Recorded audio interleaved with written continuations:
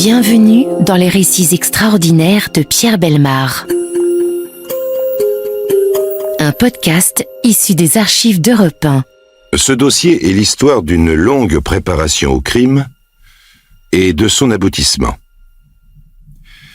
Il est assez insupportable et je m'efforcerai de vous en rapporter les faits avec toutes les précautions nécessaires. Alfred B., jeune Allemand de 21 ans, vous fera sûrement peur, car c'est un exemple de ce que nous appelons dans les dossiers extraordinaires le pire des hommes.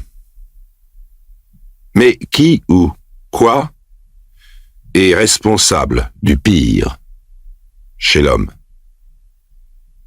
Lui? Lui tout seul? Bien malin celui qui pourrait répondre à une pareille question sans faire appel aux grands classiques, parents, société, etc. Société. Et qui peut savoir? Que je sache, il n'est pas d'exemple connu d'une société sans criminels, et pourtant. Parents. On les accuse à tout bout de champ, soit de trop aimer, soit de ne pas aimer du tout. Et pourtant. Et pourtant, voici le dossier d'Alfred. Il servira d'exemple difficile à notre réflexion difficile. De sa naissance en 1946 à sa majorité en 1967. 21 ans d'une existence qui n'a pas encore fini sa course folle.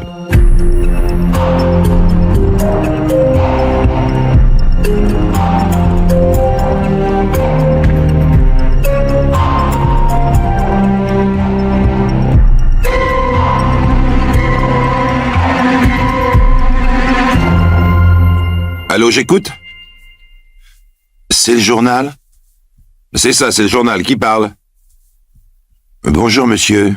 Bonjour, qui parle? Vous êtes journaliste? C'est ça, je suis journaliste. Et alors? Parce que la fille au standard, elle m'a dit qu'elle me passait un journaliste, mais je me méfiais. C'est le genre de fille qui vous promet, et puis crac, elle raccroche parce que ça l'embête. Qui parle? C'est moi, Alfred B., j'ai quelque chose à vous dire.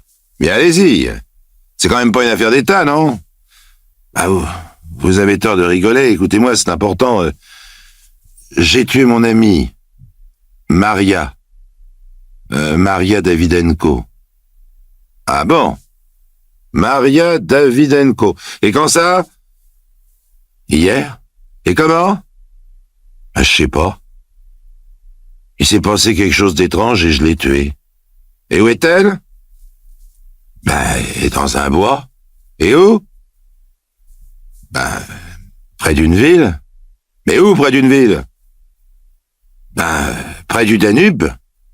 Je peux rien dire de plus. Bon, qu'est-ce que vous voulez alors? Ah ça, c'est une bonne question. Car elle est suivie d'un silence stupéfait. À l'autre bout de la ligne, Alfred reste muet. Tout bête, dans sa cabine téléphonique.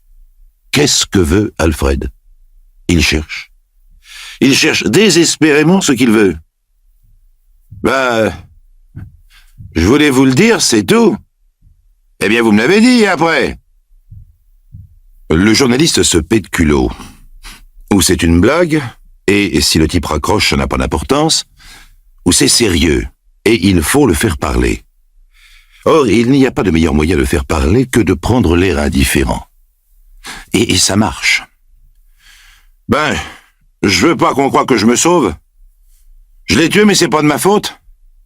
Allez voir la police. Mais ils me croiront pas.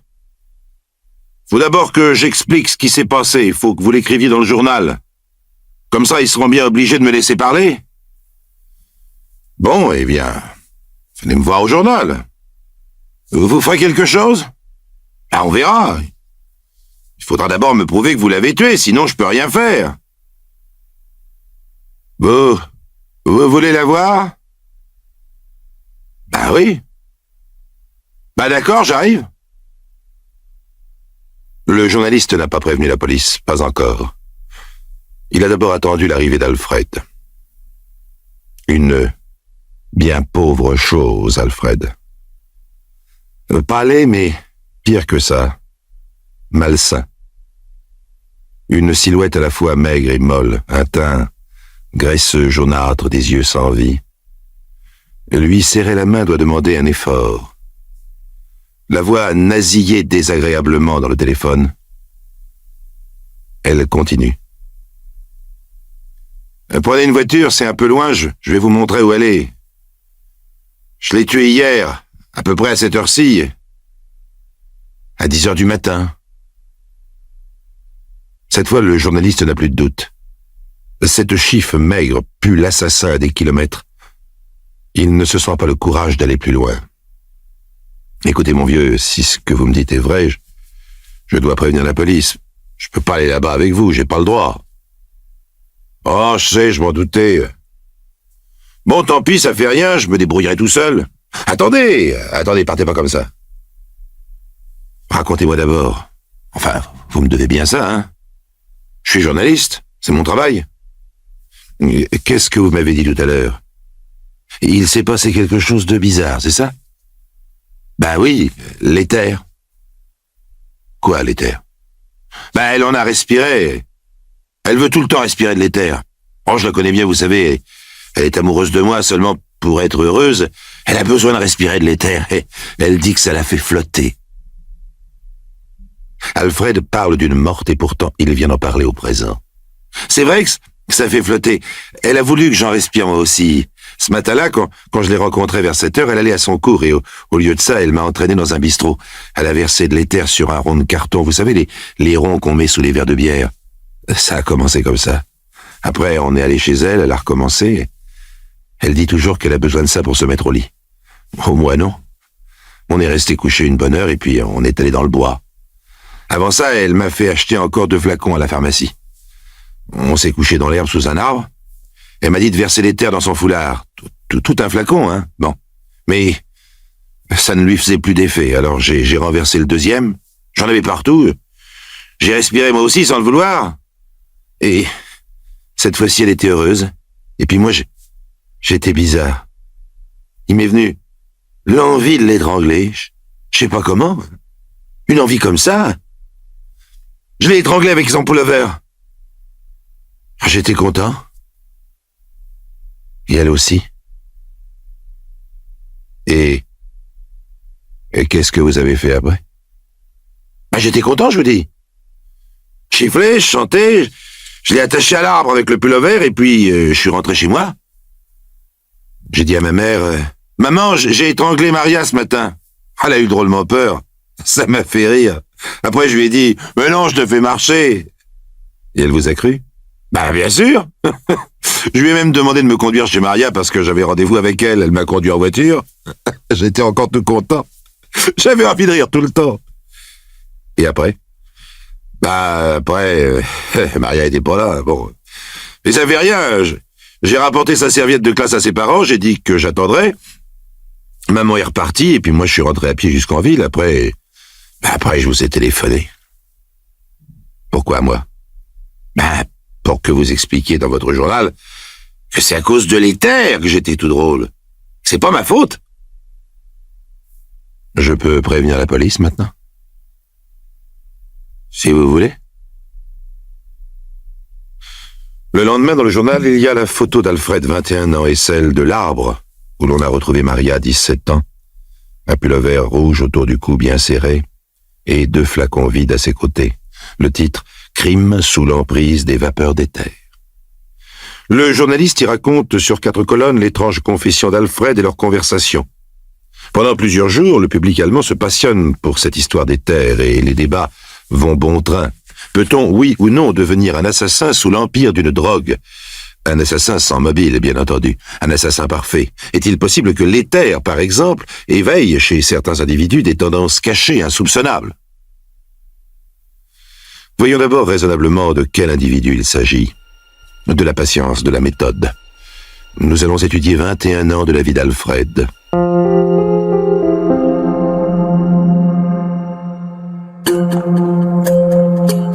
Les récits extraordinaires de Pierre Bellemare, un podcast Europe 1. 1946, après la guerre, naissance d'Alfred B. au domicile maternel. La mère est seule avec une sage femme. C'est un fils, et tous ses vœux sont comblés.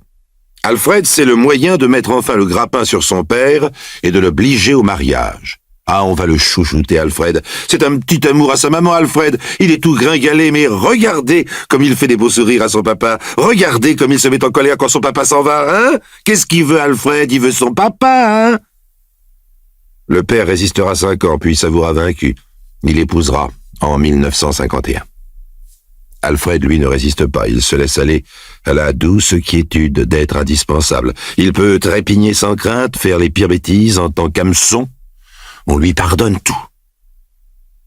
1950, Alfred est à l'école maternelle. Il y gagne haut la main son premier dossier de mauvaises notes. Voilà maman convoquée chez la directrice. « Madame, il est de mon devoir de vous signaler que votre petit garçon se conduit extrêmement mal. Il a des tendances exhibitionnistes. »« Mon fils? Exhibitionniste? Mais c'est une plaisanterie, madame. Il l'a prouvé à plusieurs petites filles et même une institutrice. À son âge, c'est inquiétant. »« Mais je ne vous permets pas d'inventer des choses pareilles. Mon fils ne viendra plus chez vous. C'est un scandale. » Alfred change de maternelle et vaille que vaille. En 59, Alfred a 13 ans. Le père qu'il avait obtenu à sa mère vient de divorcer. Re-chouchoutage pour Alfred et deuxième dossier. Cette fois, l'assistante sociale convoque le fils et la mère. Motif, a tenté d'abuser d'une petite camarade de 10 ans en profitant d'un cours de gymnastique. Depuis que le scandale a éclaté d'ailleurs, les plaintes de plusieurs gamines ont été enregistrées. Alfred est le sadique de la classe du certificat d'études. « Mon fils? Vous accusez mon fils d'une horreur pareille? Alfred! Alfred, dis la vérité. » « On n'a rien fait de mal, on joue à la course, elle a perdu. Elle raconte ça pour se venger. »« Ah, vous voyez, mademoiselle, cette gamine est une odieuse petite garce. »« Mais madame, il y a les autres. »« Mais toutes des petites garces. Mon fils est pur, madame. Il ne ment jamais à sa mère. » À quoi bon essayer de convaincre la mère que son rejeton a l'œil sournois et vicieux? L'assistante sociale abandonne après tout que la mère se débrouille. L'essentiel, c'est qu'Alfred quitte cette école, qu'il aille porter ses problèmes ailleurs. 1974 ans. Alfred n'a pas beaucoup de chance. La vie vient de lui octroyer un beau-père sans qu'il ait besoin de trépigner pour l'avoir. Un beau-père qui a pris l'exclusivité maternelle. Un beau-père qui a décidé « Alfred n'est pas doué pour les études, il ira en apprentissage ». Pas doué pour les études est un euphémisme. On peut lire sur son carnet scolaire « Paresseux, bavard, menteur, prétentieux, tient des propos vicieux ».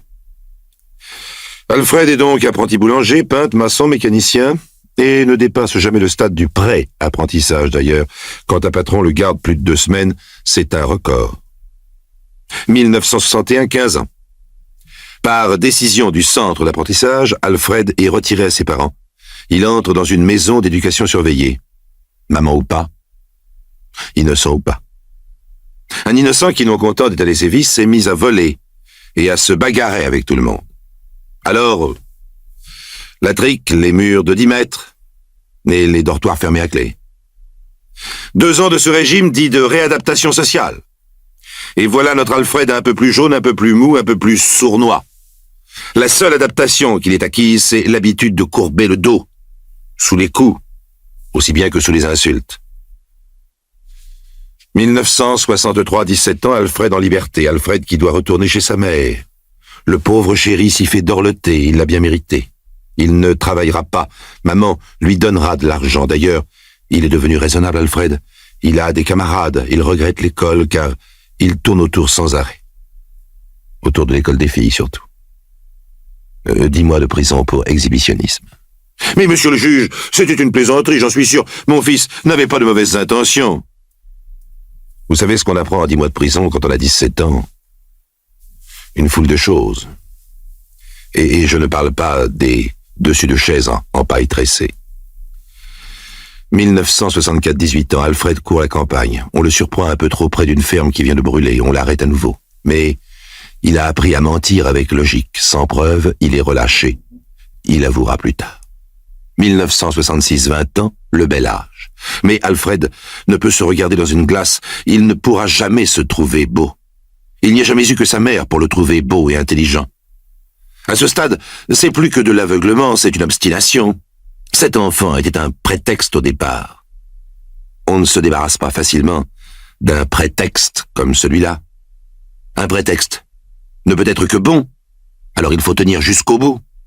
Et maman tient bon, même quand on lui annonce que son fiston adoré a fracturé un tiroir-caisse et assommé un commerçant.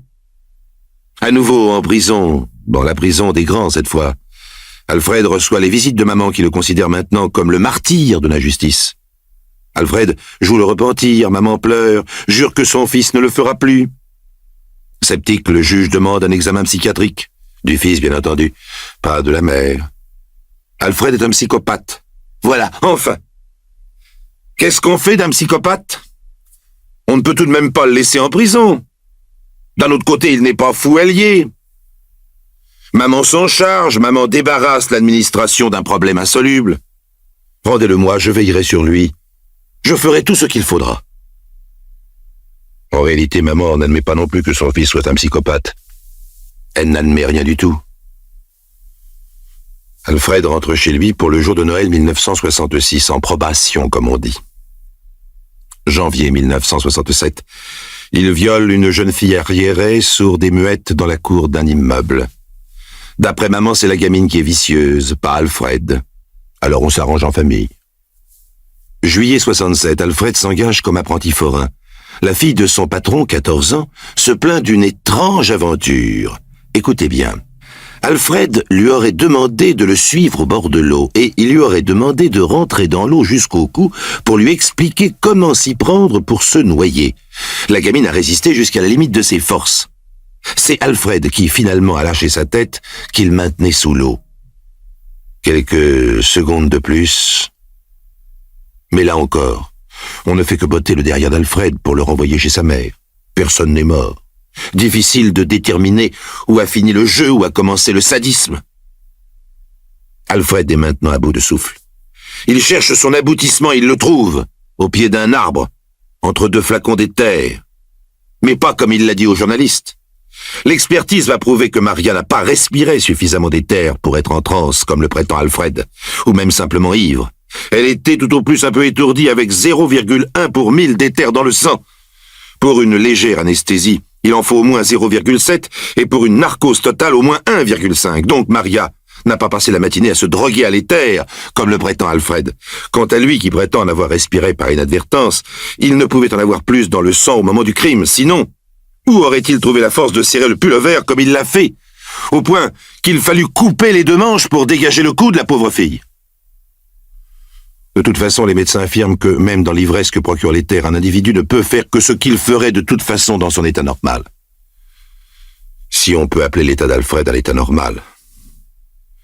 Le voilà qualifié par l'expert de psychopathe inné. Si vous le condamnez à une peine de prison, il faudra de toute façon le mettre dans une maison spécialisée dès qu'il l'aura purgé. Ce crime peut être le dernier comme il peut être le premier. Quant à maman, elle pleure, il faut la retenir pour l'empêcher de se précipiter dans le box et consoler son malheureux rejeton. C'est un accident, il ne savait pas. Cette fille l'a drogué, mon fils est innocent. Alfred, n'aie pas peur, maman est là. Si seulement maman n'avait jamais été là, justement. Car on condamne Alfred à 10 ans de travaux forcés et à l'internement quand il aura fini. Mais quand il sortira de prison seulement, pas avant. On considère probablement que 10 ans de travaux forcés feront d'Alfred un homme tout neuf et plus facile à soigner. Vous voyez comme le pire des hommes nous embarrasse. Pourvu que maman ne vienne pas le chercher quand il va sortir. Pourvu qu'on ne le relâche pas tout à fait, même si elle pleure. Pourvu qu'on le garde quelque part. Pourvu que dans ce quelque part s'arrête enfin la course folle. Dans ces cas-là, on espère un miracle.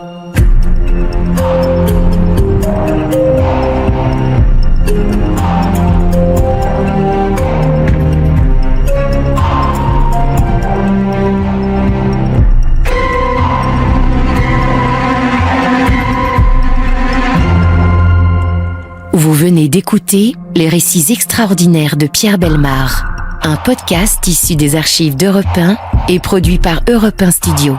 Réalisation et composition musicale, Julien Tarot. Production, Lisa Soster. Patrimoine sonore, Sylvaine Denis, Laetitia Casanova, Antoine Reclus. Remerciements à Roselyne Bellemare. Les récits extraordinaires sont disponibles sur le site et l'appli Europe 1. Écoutez aussi le prochain épisode en vous abonnant gratuitement sur votre plateforme d'écoute préférée. Bienvenue dans les récits extraordinaires de Pierre Bellemare. Un podcast issu des archives d'Europe 1. Un train la nuit, c'est beau. Ceux qui le regardent ou même seulement l'entendent passer peuvent rêver de voyage, d'évasion. L'obscurité ajoute à l'aventure. Dans l'ombre, tout est possible, qu'on l'imagine ou qu'on le vive, en le craignant, en l'espérant, en ayant peur. Il y a autre chose dans un train lancé à toute vitesse. Ce monstre d'acier énorme, lourd. Quelque chose d'inexorable. Il ne peut s'arrêter. En tout cas, quand il le faut, pas tout de suite. Il doit freiner pendant des kilomètres et des kilomètres. Si un obstacle se présente soudain sur la voie, il l'écrase. Et si l'obstacle est trop important, c'est l'accident, l'horreur, le déraillement, les voitures renversées, les morts, les blessés. Autre chose encore. Ce train qui roule à plus de 100 à l'heure est un monde clos. Personne ne peut y pénétrer ni en sortir. Un monde pourtant que l'on parcourt, en longeant les couloirs, en traversant les soufflets. Un monde en mouvement, où l'on peut se déplacer soi-même uniquement dans la longueur, comme si l'on circulait dans le ventre d'un serpent. La nuit, de pâles lumières éclairent les compartiments où les voyageurs ont mis la veilleuse. Certains ont fermé les rideaux, les couloirs vides ressemblent alors à de longs boyaux solitaires. On peut s'y retrouver face à face avec n'importe qui. Et celui qui le désire peut se cacher dans les toilettes. Dans certains pays, au Kenya par exemple, des affichettes recommandent aux voyageurs de s'enfermer dans leur couchette, de pousser le verrou pour ne pas risquer d'être victime d'une agression ou d'un vol. En France, autrefois, des compartiments pour dames seules préservaient le sexe faible. Il n'y a plus aujourd'hui que les wagons-lits pour séparer les hommes et les femmes. Dernière remarque, et vous comprendrez mieux le dossier que je vous présente aujourd'hui, une femme qui voyage en chemin de fer est plus vulnérable. Certains hommes s'en doutent-ils? Ou bien est-ce seulement la nuit, l'obscurité, qui les amène à rechercher, en longeant les couloirs, la voyageuse solitaire dans un compartiment?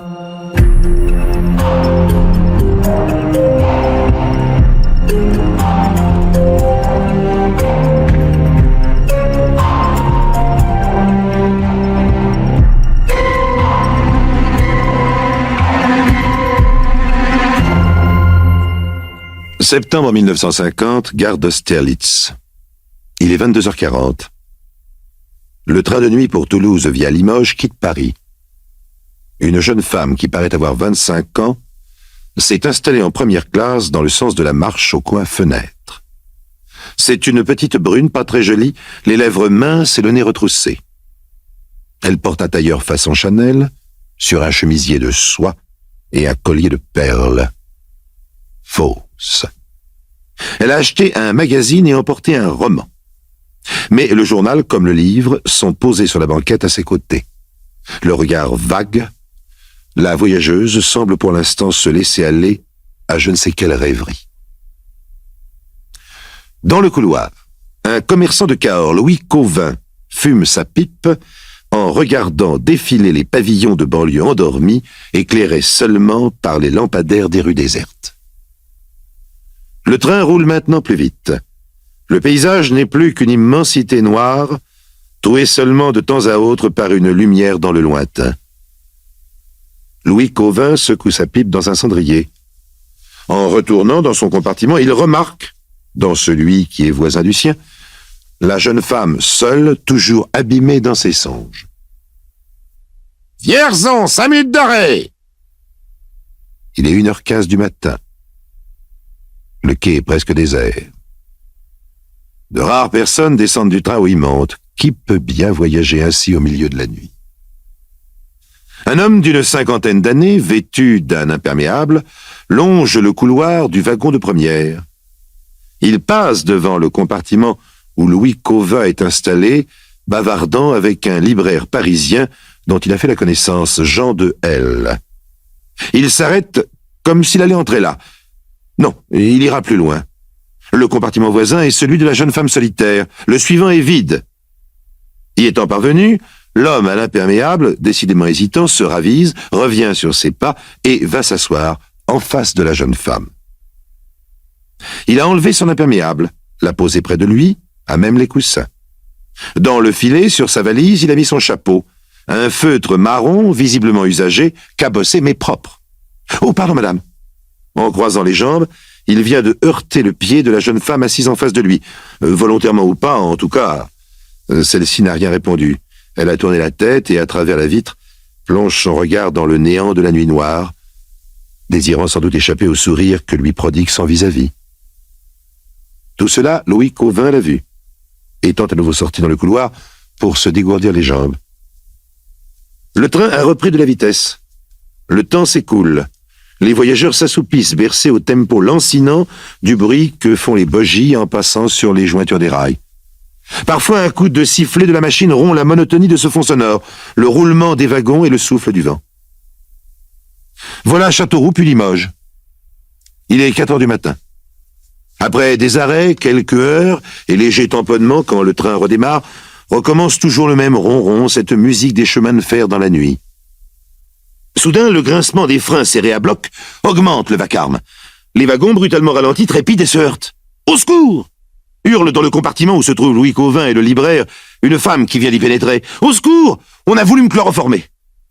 C'est la jeune femme du compartiment voisin. « Mais calmez-vous, voyons, madame. Qu'est-ce qui vous arrive ?»« J'ai tiré la sonnette d'alarme. »« Mais vous n'êtes pas blessé ?»« Non. »« On vous a volé ?»« Je ne sais pas. »« Oh, c'est affreux, c'est épouvantable !»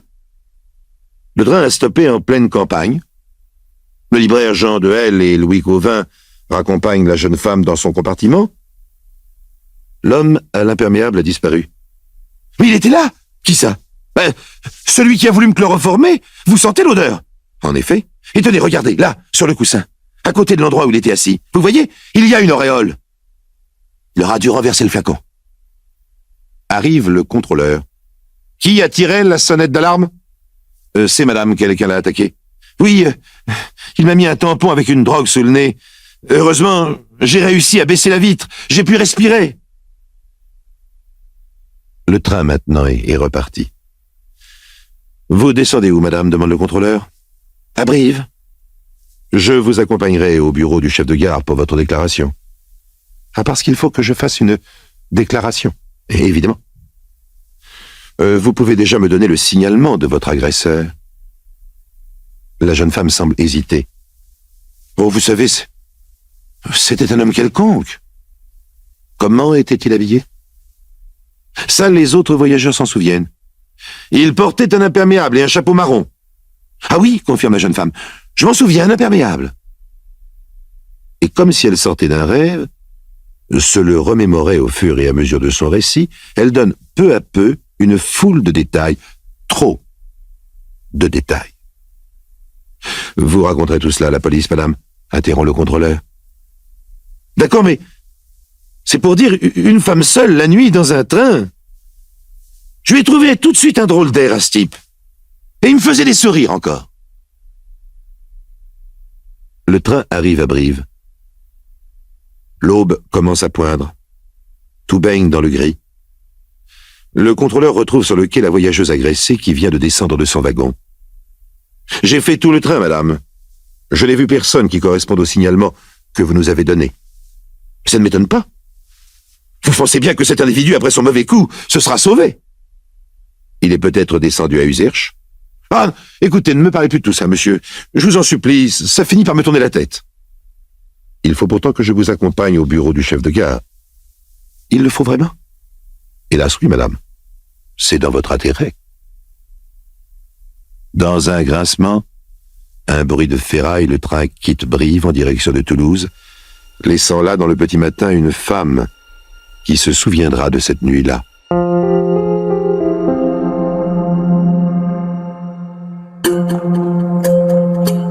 Les récits extraordinaires de Pierre Bellemare, un podcast Europe 1. La petite ville de Saint-Thierry-Ex, près de Limoges, est en émoi. On vient d'arrêter un ouvrier honorablement connu, père de 5 enfants, Maurice B. Et vous savez pourquoi? Non. Mais c'est sur le journal. Il a attaqué une femme dans le train de Paris. Maurice, allons donc. Si. Il a essayé de l'endormir avec un tampon d'ouate et de chloroforme. La bonne femme n'est même pas jolie, regardez. Vous avez vu la photo? C'est une gamine? Oh, quand même pas. Oh, qui sait? La belle-fille d'un juge, monsieur, à ce qu'il paraît. Quelqu'un de haut placé à Paris, alors vous comprenez, ils ont mis les petits plats dans les grands pour retrouver son agresseur. Et ils ont arrêté Maurice. Comme si c'était son genre. Tenez, moi, ça me fait rigoler. Ah, il faudra avoir bonne mine. Pour l'instant, Maurice B. est en prison à Limoges. Il proteste bien sûr de son innocence, mais inutilement. Par la fenêtre de sa cellule, il entend au loin passer les trains. Il peut rêver aux belles voyageuses assoupies, madone des sleeping, femmes fatales qui vous entraînent en enfer. Ah oui, il se souvient bien de son ami d'une nuit. Et elle. Il a essayé tout de suite d'engager la conversation, raconte-t-elle à la police. Il m'a fait du pied en s'excusant hypocritement.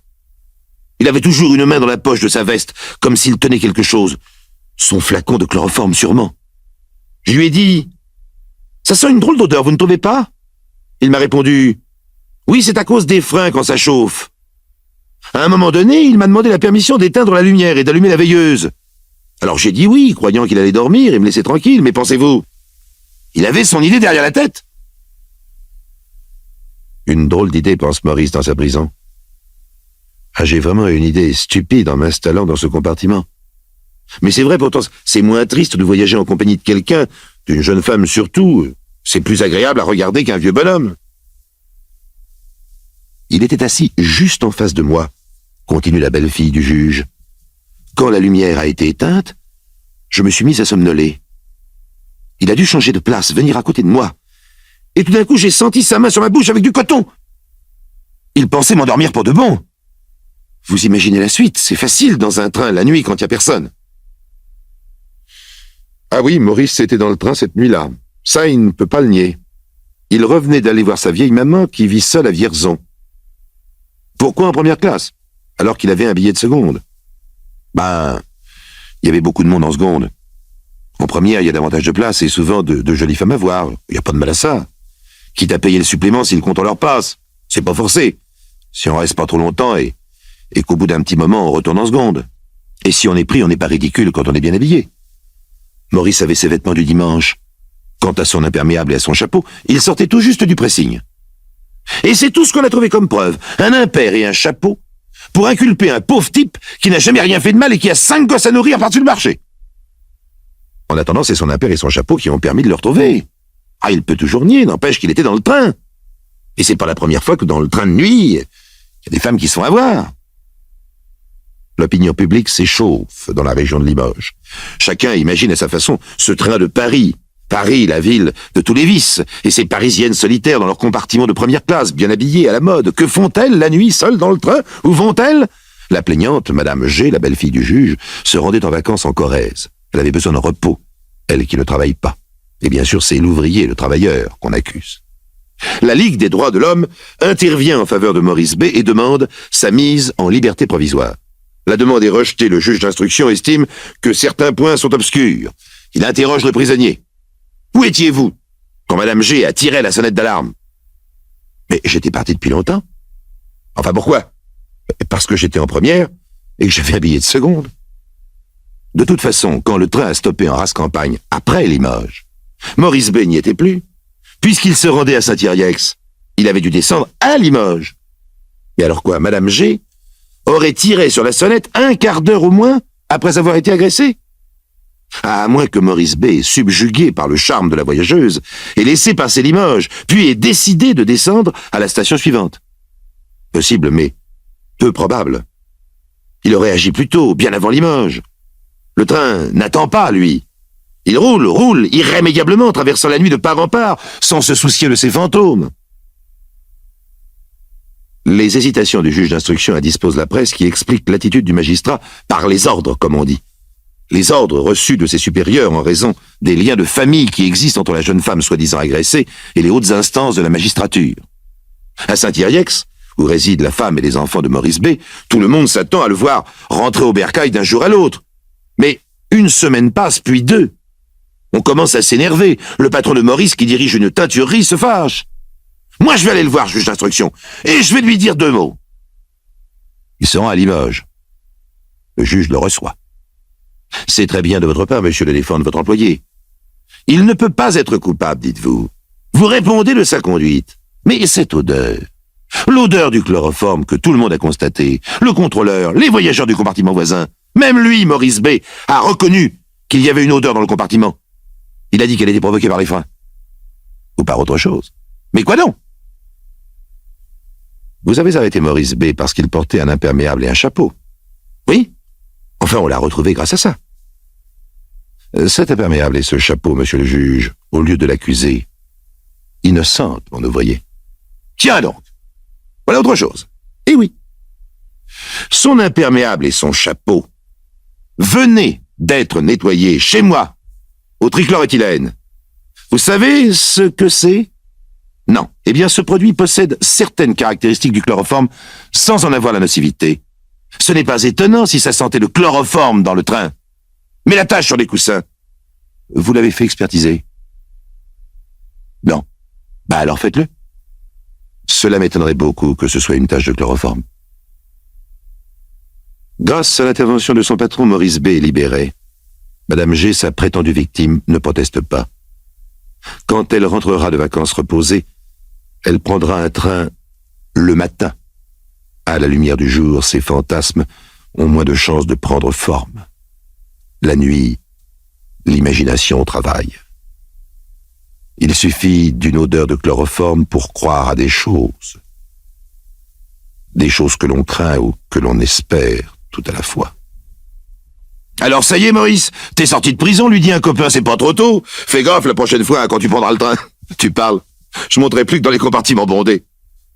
Maurice B. a repris son travail à la teinturerie, à la satisfaction de tout le monde. Quelque chose est curieux tout de même.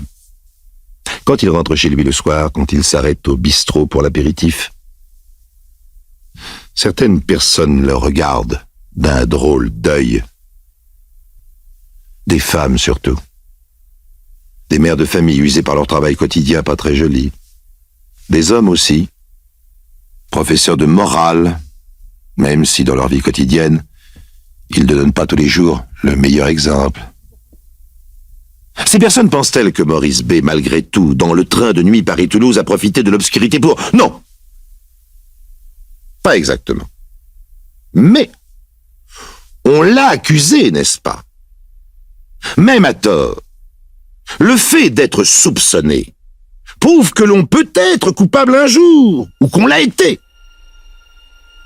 Et cela, en vertu du plus mensonger des proverbes français, il n'y a pas de fumée sans feu.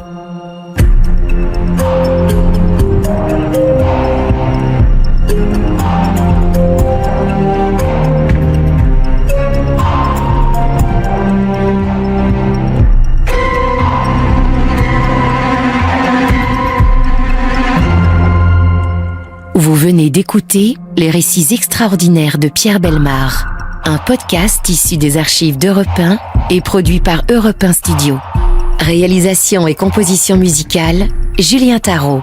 Production, Lisa Soster. Patrimoine sonore, Sylvaine Denis, Laetitia Casanova, Antoine Reclus. Remerciements à Roselyne Bellemare.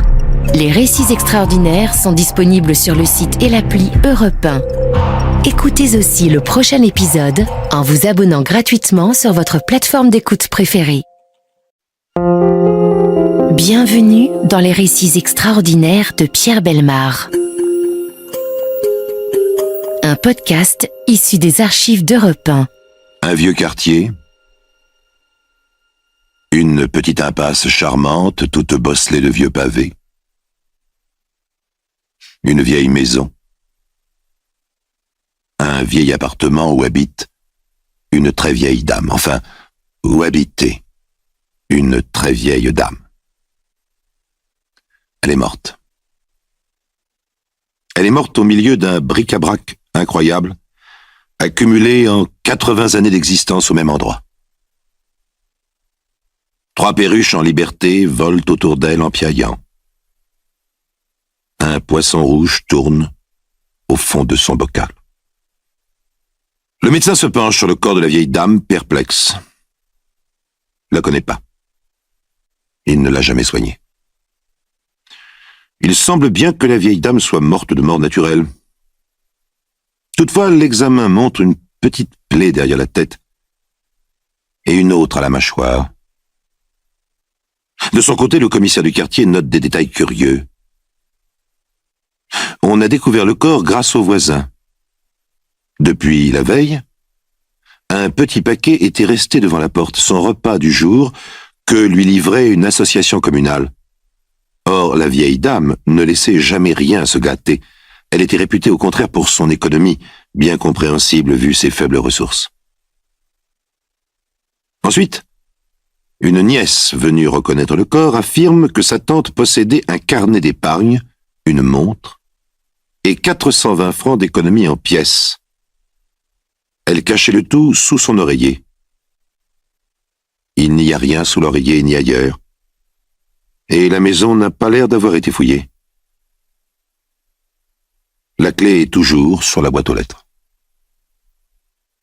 Donc, s'il y a eu vol, il a été commis par quelqu'un qui savait tout cela. Mais, y a-t-il eu assassinat? Rien n'est moins sûr. Elle a pu tomber victime d'un malaise et se cogner à un meuble, ce qui expliquerait les légères blessures. Le médecin délivre un certificat de décès prudent. Cause de la mort non éclaircie. Cela suffit pour demander une autopsie, dont les conclusions sont formelles. Grave affection du cœur ayant provoqué la mort. La police ne recherche donc plus qu'un voleur pour un tout petit vol. 420 francs, une montre, et un carnet d'épargne avec 100 francs de capital, une misère à notre époque, puisque ce dossier se situe en 1969 à Düsseldorf. Une misère noire.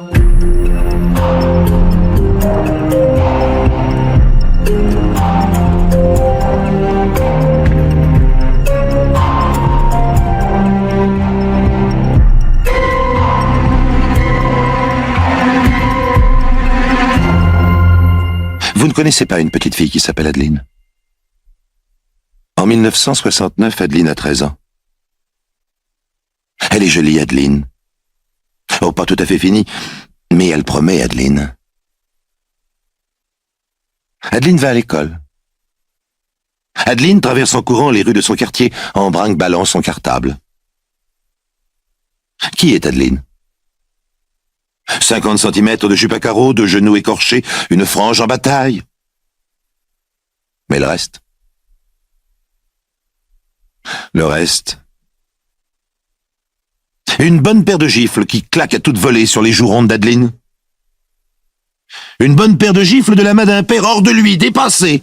Un père qui se cogne la tête de rage et d'incompréhension totale. Mais enfin, bon sang de bon sang, mais qu'est-ce que tu foutais là-bas? Ben, on s'amusait. Ah, c'est ça, on s'amusait. Ah, t'appelles ça un amusement? Une surprise partie à ton âge, avec des gamins vicieux. Mais tu te fous de moi, dis! Et c'est pas la première fois en plus, hein. Tu as manqué la classe 3 fois. 3 fois, t'as raconté des histoires au professeur, t'as fabriqué des mots d'excuses bidons pour aller galoper dans des surprises parties avec qui, hein? Je veux savoir où ça se passait et avec qui. Ben, on allait chez une vieille. Mais comment ça, une vieille? Une vieille? Elle disait rien. C'est les garçons qui la connaissent. Et vous faisiez des surprises parties chez elle. Et ça l'amusait, je te dis. Elle disait rien si on fumait. Oh, c'est les garçons qui fumaient, hein, pas moi. Ils buvaient de l'alcool aussi. Et elle disait rien. Elle s'en rendait même pas compte. Elle voyait qu'on s'amusait, c'est tout, ça lui passait le temps. Comment elle s'appelle? Je sais pas. Bah alors tu sais au moins où elle habite, c'est où? Bah c'est où? C'est pas la peine. Elle est morte. Tu te fiches de moi? Ça suffit de raconter des histoires, hein.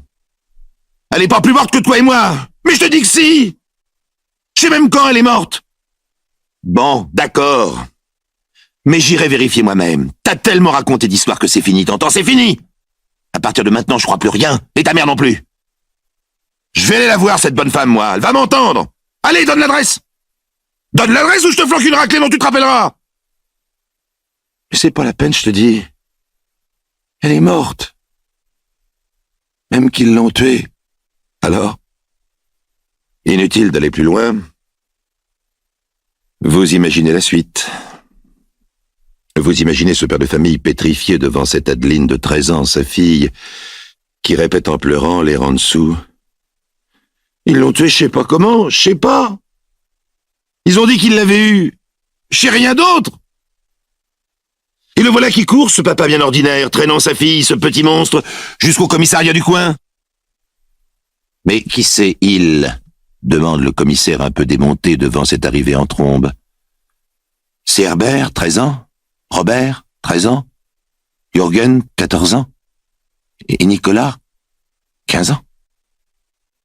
Les petits compagnons de surprise partie, les petits mâles du cours secondaire en jean et en t-shirt. Des gamins. Des freluqués qu'il faut aller tirer par l'oreille chez papa, maman, et traîner comme des hommes jusqu'au commissariat de police. Les voilà tous les quatre. Assis en randonnion sur des chaises de bois dans le bureau du commissaire, l'air mi-figue, mi-raisin, l'air de ceux qu'ils sont. Dans la pièce à côté, les parents tournent en rond effarés. Cherchant déjà à deviner qui d'entre eux possède le rejeton responsable, celui qui a forcément entraîné les autres, la brebis galeuse. Regard en dessous, affrontement muet, brève estimation de la mère et du père des autres. Oh, tout cela est inutile d'ailleurs. Et c'est en réalité la traduction de leur désarroi, un réflexe de défense bien compréhensible. Car ils se ressemblent, les pauvres gens. Pareillement ordinaires, identiquement moyens, convenablement simples.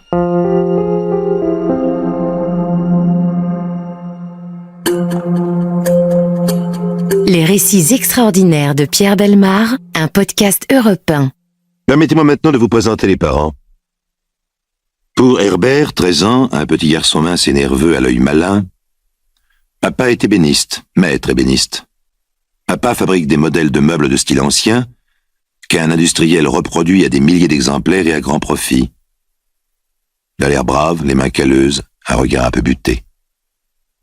Sa femme, la maman d'Herbert, est employée dans une compagnie d'assurance. Lui boit de temps en temps et il bat sa femme quand il est ivre. En 1963, il divorce. Herbert est élevé chez sa grand-mère. Petit à petit, on le confie à une garderie après les heures de classe. Devenu grand, il réclame la clé de l'appartement de sa mère, il l'obtient et vit sans grande surveillance. Son dernier bulletin scolaire est très mauvais. Avant le divorce de ses parents, il travaillait plutôt bien. Maintenant, les appréciations sont claires, sournois, peu sincères et paresseux. Pour Robert, 13 ans, rondelé et pas très grand pour son âge, papa est garagiste. On le voit peu à la maison, tôt levé, tard couché, travailleur obstiné pour peu de rapport. Maman ne travaille pas et reste à la maison car il y a une petite sœur. Robert est le camarade de classe d'Herbert. Lui aussi, depuis quelque temps, travaille mal. C'est un bagarreur, plus exactement, un organisateur de bagarres. Il aime raconter des histoires aux filles et se faire valoir.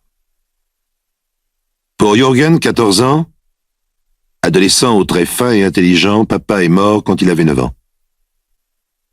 Papa était employé des douanes. Maman travaille à la Société protectrice des animaux. Elle est absente toute la journée.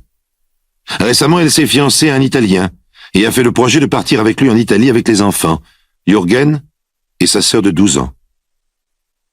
À l'âge de 6 ans, Jürgen a eu la polio. Il a été malade 1 an, mais il est maintenant parfaitement guéri. Il ne travaille pas en classe et sa mère n'a jamais répondu aux convocations du proviseur. Pour Nicolas, 15 ans, fils unique, trop grand pour son âge, un père employé de bureau, une mère postière, ses grands-mères qu'il a élevées. Les parents ont bien du souci avec lui depuis 2 ans. École buissonnière, fugue, vol d'une bicyclette. Nicolas ne cesse pas d'accumuler les bêtises. Il est pourtant intelligent et son professeur estime qu'il pourrait être le premier de sa classe s'il le voulait. Mais Nicolas ne veut plus entendre parler d'école.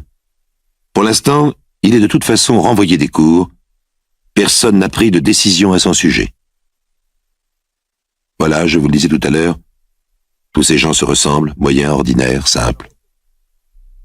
Alors bien sûr, vous allez répondre, il y a un père qui battait sa femme et ils ont divorcé. Il y en a un autre qui est mort et sa veuve vit avec un Italien. Un des gamins a eu la polio, l'autre est élevé par sa grand-mère. Tous ces gens-là travaillent toute la journée et n'ont pas le temps de surveiller leurs gosses, c'est vrai. Oh, c'est bien ce que je disais, des gens moyens, ordinaires, simples. Avec leurs problèmes et leurs caractères, guère plus. Combien sont-ils dans ce cas-là à tenter d'élever des enfants? Des centaines de milliers?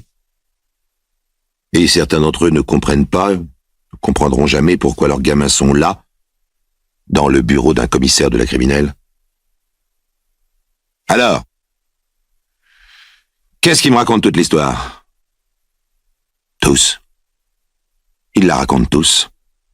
Sans même essayer de rejeter la faute sur l'un ou sur l'autre? Comme s'il s'agissait d'un exploit?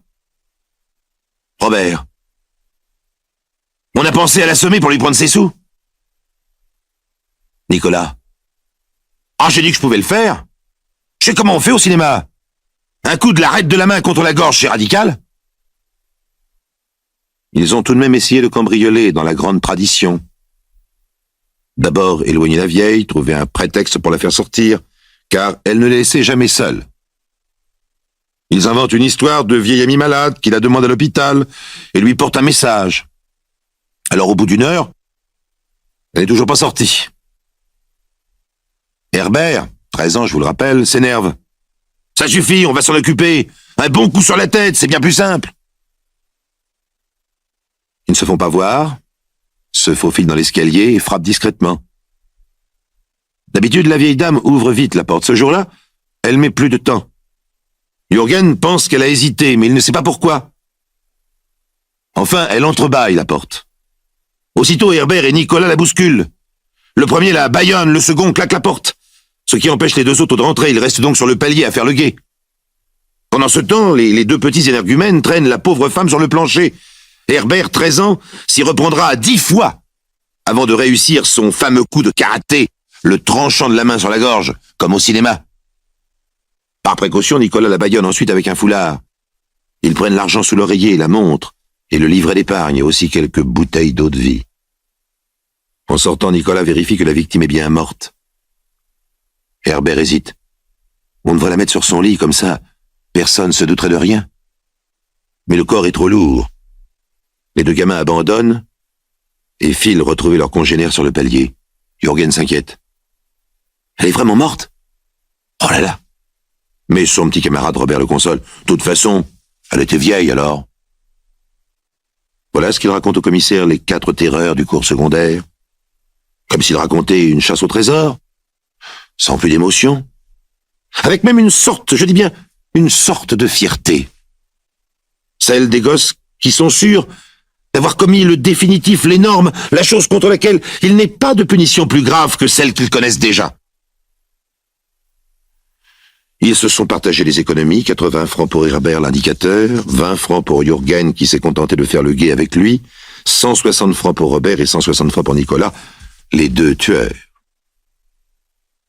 Quelques jours plus tard, ils se sont vantés de leur coup auprès d'Adeline, et Adeline, si jolie, a ouvert de grands yeux admiratifs. 5 semaines ont passé, personne ne dénonçait personne.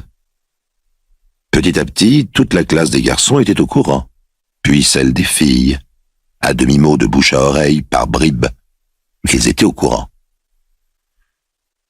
Tous ces gamins y croyaient-ils vraiment? Peu importe. Car pas un n'en a parlé avant l'arrestation. Dans la classe d'Adeline, la maîtresse a demandé « Enfin, vous auriez pu m'en parler, au moins à moi. Si vous étiez désemparé, il fallait le faire. » Et une gamine a répondu « On ne sait pas à qui se confier de nos jours. » Je ne vous rapporterai pas le verdict, je ne le connais pas. Le procès a eu lieu à huis clos, comme tous les procès d'enfants, dans le plus grand secret, afin de préserver leur avenir. Ça doit être difficile de juger des enfants, si le mot juger peut s'appliquer à eux. Alors pour terminer, laissez-moi vous remettre en mémoire un tout petit bout d'un poème de Prévert que justement on apprend à l'école. Et les hommes mûrs parlent aux fruits verts qui dans l'arbre du temps bien que mal se balancent aux agrès du vent.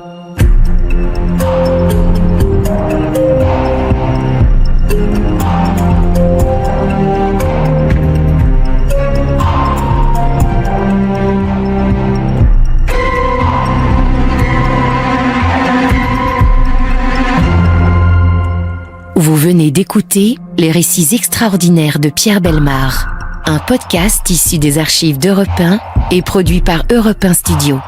Réalisation et composition musicale, Julien Tarot. Production, Lisa Soster. Patrimoine sonore, Sylvaine Denis, Laetitia Casanova, Antoine Reclus. Remerciements à Roselyne Bellemare. Les récits extraordinaires sont disponibles sur le site et l'appli Europe 1. Écoutez aussi le prochain épisode en vous abonnant gratuitement sur votre plateforme d'écoute préférée.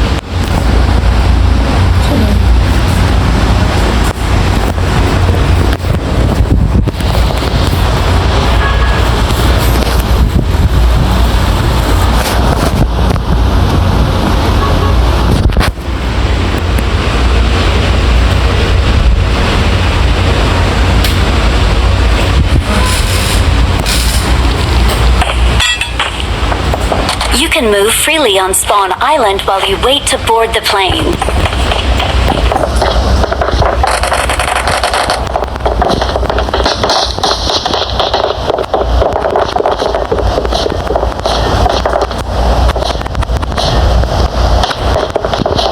Good luck, mates.